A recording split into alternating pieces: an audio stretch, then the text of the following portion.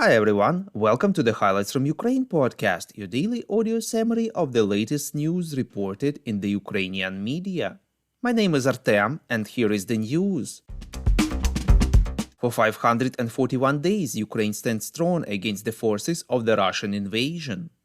The United States has approved the transfer of instructional materials for F-16 fighter jets to Ukraine at Denmark's request, reports European Pravda. According to the CNN sources, it should bring the beginning of Ukrainian pilots' training on American fighter jets closer. The program contains training modules, documentation, and materials for classroom sessions, including information about secret American technologies. Because of this, Denmark needed Washington's prior approval. Later, Oleksiy Reznikov, defense minister of Ukraine, has said that US gave the green light to the Netherlands and Denmark to supply F-16 fighter jets to Ukraine after Ukrainian pilots complete their training. The minister thanked all Ukrainian partners and friends in the United States, the Netherlands, and Denmark. US President Joe Biden called Vladimir Putin's argument for invading Ukraine ridiculous and said that Russia has already lost the war because it is unable to achieve its initial goal, reports NVUA. According to the American president, the lack of reaction to Russia's aggression could be a signal for China regarding Taiwan. Biden emphasized that the invasion of Ukraine is not only a European problem. There has not been such an invasion since the World War II. We would really appreciate if you could recommend us to your friends and family, as well as share information on social media. This way more people would learn about the podcast and truth about Russia's invasion. The Washington Post informs that the US intelligence believes that Ukraine will not reach the key goal of the offensive, which is to retake Melitopol this year, reports TSN-UA. According to the media sources, if the forecast comes true, Ukraine will not fulfill the main goal of the offensive to cut off Russia's land corridor with occupied Crimea. The Washington Post also believes that such an outcome is likely to prompt finger-pointing inside Kyiv and Western capitals about why a counteroffensive that saw tens of billions of dollars of Western weapons and military equipment fell short of its goals.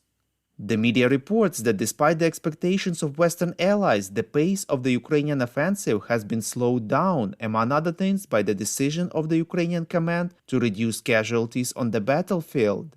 US officials said Washington was still open to Kyiv, surprising skeptics and overcoming the odds.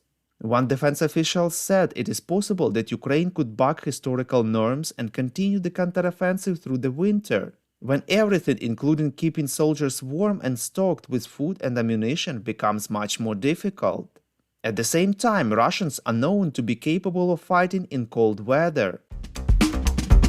The New York Times received from American officials estimations that during Russia's full-scale war against Ukraine, the number of wounded and killed on both sides is almost 500,000 people, reports European Pravda.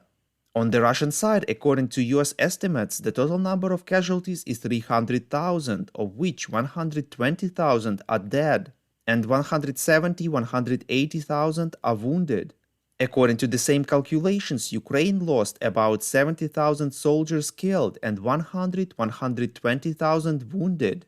The US estimates are based on satellite images, intercepted telephone conversations, messages in social networks, and mass media, as well as official data from Kyiv and Moscow. Both sides have not publicly disclosed their total losses.